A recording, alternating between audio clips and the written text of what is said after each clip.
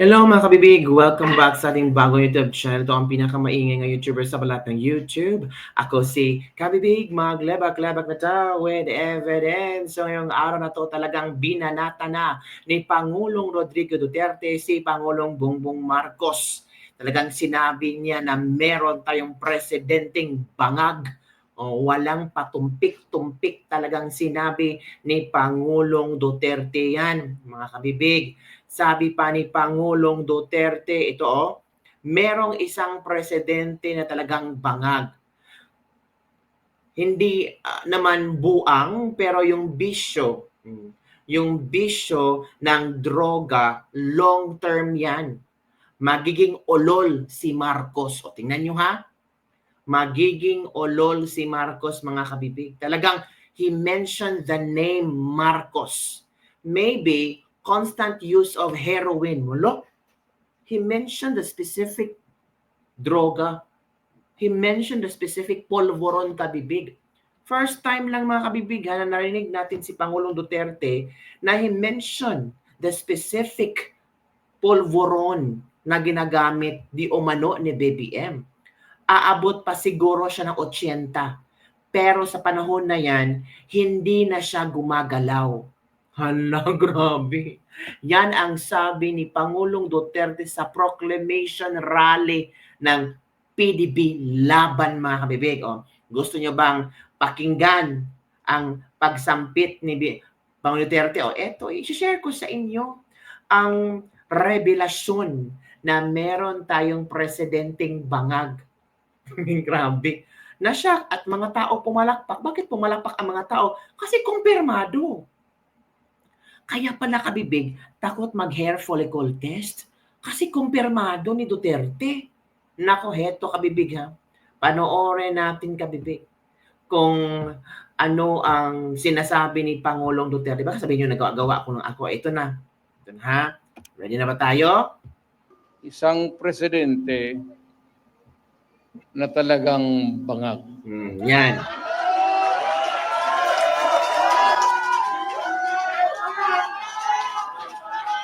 Hindi naman buang, pero yung bisyo ng droga, long term yan. Agoy. Maging ulol si Marcos. Agoy, ulol.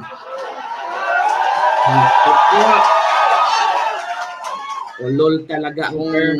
Maybe constant use of heroin. Aabot pa siguro siya ng 80. Pero pagdating sa panahon na yan, hindi na siya gumagalaw. Hala, grabe. Hindi, nakatindig lang yan sa kwarto niya o natutulog. Hala, gusto niyo bang pakinggan ulit? Kasi yung iba sabi niyo, gusto ko pakinggan ulit. Kasi ito yung hinihintay natin. Ito yung magpapabagsak sa kanila. Sige, pakinggan without any interruption. Go. Isang presidente na talagang bangag.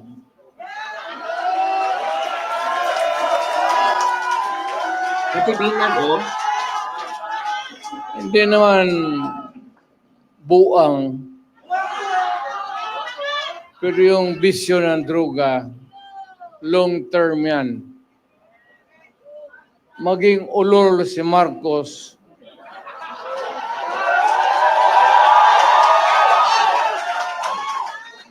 Kung maybe constant use of heroin, aabot pa siguro siya ng 80. Pero pagdating sa panahon na yan, hindi na siya gumagalaw. Either nakatindig lang yan sa kwarto niya o natutulog. Yun, mga kabibig. Yan ang pasabog ni Tatay Digong. Ano ba ang nag-trigger kay Tatay Digong? Ano ba ang nag-trigger sa kanya kung bakit niya ito binulgar, mga kabibig? Kasi tinawag ang PDB laban ng mga namimili ng suka or tagabili ng suka or mga suka. So, inunahan ang PDB Laban, natural, sila ang unang nagtapon ng, hindi naman kung ako isipin ko yun ba, yung parang nilapastangan yung pagkatao ng PDB Laban. Take note, ang daming lawyers na tumatakbo sa PDB Laban. Tapos sabi nila, yung mga tumatakbo sa PDB Laban, wala yung magagawa, wala pang naipakitang kayang gawin. Oo nga, kailangan natin ng bago. Kasi yung mga luma, sila yung walang nagawa sa bansa. Ilang termino nang nakaupo, ano bang ginawa? Nagbudots? Nagsayaw-sayaw? Excuse lang yung sa mga ilang mga politiko na talagang ginagawa ang kalang trabaho. Diba mga kabibig? So, ano ba ang ginawa ni Pang Duterte? Ay di binanggit na niya. Meron tayong presidenteng bangag. 'Di ba? Ang sabi niya, meron tayong presidenteng bangag. Oh, isang presidente na talagang bangag. Buang, hindi, pero yung bisyo ng droga, long term yan. Maging olol si Marcos. Oh, Marcos talaga. Sino mang nakaupong presidente ngayon? Si Marcos. Yun na nga, kabibig. Ito na mga sinasabi natin. Nako. O, ito pa. Ito pa ha. Ito ha. Tingnan pa natin si Pangulong Duterte sa another expose ng kanyang pinapasapasabo. Ito na. Daming expose ha. Go. Law and order, kung kaya niyang putang ina. Agoy.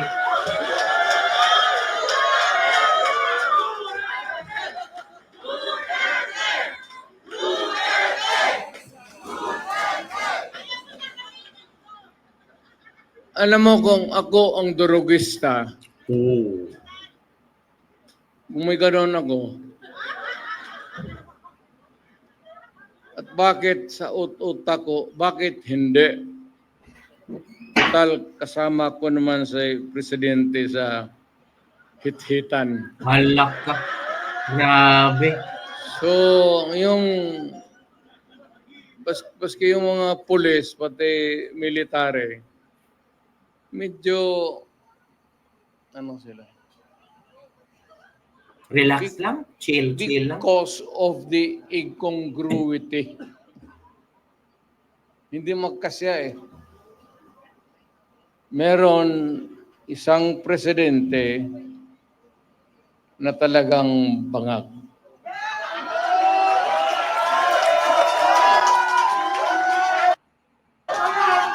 Same lang to sa nauna nating napanood mga kabibig, di ba? Continuation lang to mga kabibig. So, ano ang inyong komento tungkol dito? And, naku mga kabibig, good news. Ito ay isang malaking good news kasi si VP Sara mga kabibig ay formally inendorso na niya ang PDB Laban mga kabibig. Okay. Pero hindi nasali si Atty. Vic Rodriguez kasi hindi naman siya PDB Laban. Pero I'm sure i-endorse siya ni VP Sara. Sabi, basahin natin mga kabibig ha. Basahin natin. Ito na. Ako ay nagtitiwalang nasa taong bayan ang kapangyarihang baguhin ang kasalukuyang takbo ng ating bayan sa pamamagitan ng pagboto sa mga taong karapat-dapat, tapat at matyagang maglilingkod sa bayan. Kasama niyong kaming nagdarasal para sa tagumpay ng ating advokasya, alang-alang sa kapakanan ng ating mga komunidad at kapwa Pilipino. Isang mapagpalang araw po sa inyong lahat. Ang lahat na ito ay ating ginagawa para sa Diyos, sa bayan at sa bawat Pilipino. Syukran. So ito yung kung saan VP Sara mentioned the names of the PDP Laban. Iboto po natin sa darating na halala ng ating mga re-electionist senators na sina Senator Bato de la Rosa at Senator Christopher Bongo. Isama po natin sina Philip Salvador, Atty. Raul Lambino, Atty. Jesus J.V. Hinlo at Atty. Jimmy Bundok. At syempre po, ang ating matibay na partner sa Kongreso na si Sagip Party List, Representative Rodante Marcoleta, at si Pastor Apollo Kibuloy ng Kingdom of Jesus Christ KOJC. May mga iba dito nagtatanong, hala, bakit hindi nasali si Atty. Vic Rodriguez? Kasi ang na-mention ni VP Sara ay ang Partido Demokratiko Pilipino or PDP Laban. Hindi, bago lang yata na alam ni VP Sara na si Atty. Vic Rodriguez ay na-adapt o inadapt ng PDP Laban. So, ganun din mga kabibig. Huwag natin kalimutan si Atty. Vic Rodriguez. So, ano na ngayon? Ano kaya maging aksyon ni VVM ngayon sa banat ni Pangulong Duterte? Nako, baka marami na namang magre-react dyan. Sabihin na, ay, ito na ang katapusan. Well, maraming happy sa sa pag-endorso ni VP Sara and hoping sa mga proclamation rally or sa mga rally na darating ay makakasama na si VP Sara. Nako, it's BBM versus VP Sara. Di ba mga kabibig? Exciting. Kayo talaga exciting kabibig. Hindi exciting yung kabibig kasi nakikita natin is parang nagkawatak-watak ang unit team. Ano talaga kabibig? Wala tayong magagawa. Nagkawatak-watak na talaga ang unit team niyan kabibig. So, ang gagawin na lang natin is bumoto tayo ng senador na kung sa tingin natin ay pwedeng makatulong para magkaisa ang Pilipinas, lalago ang ekonomiya ng Pilipinas, at nako, yung mga problema ng Pilipinas ay masusolusyonan pag uupo itong mga politiko na ihahalal natin. Again, VP Sara endorses PDP Laban.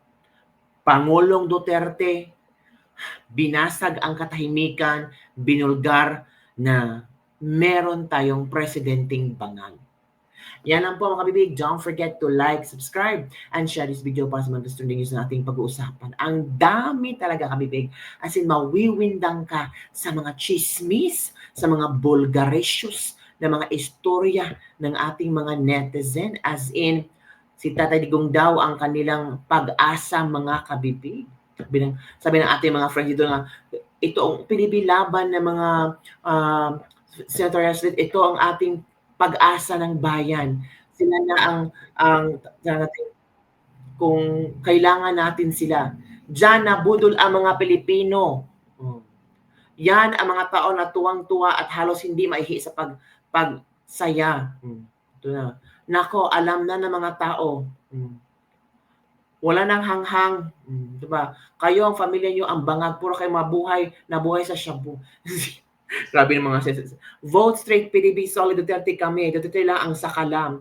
Sige lang, magsawa ka sa kasabing ang bangag si BBM. Walang mananalo dyan, mga kasama nga pro-China. Biktima lang kami mga kasinungalingan nyo. Puro pangako, puro papuri. Pero bandang huli, puro kasinungalingan. Ganyan ang politiko. Kawawa mga mamayan bumoto. Di wag kang bumoto. Diba? Simple lang. Kung feel mo na puro kasinungalingan ang mga pinagsasabi ng mga politiko, wag kang bumoto. Gumawa ka na yung sariling gobyerno. Maging presidente ka sa sarili mong mundo. Kabibig, hindi ako nagalit. Yung iba kasi is how they interpreted the action of Pangulong Duterte.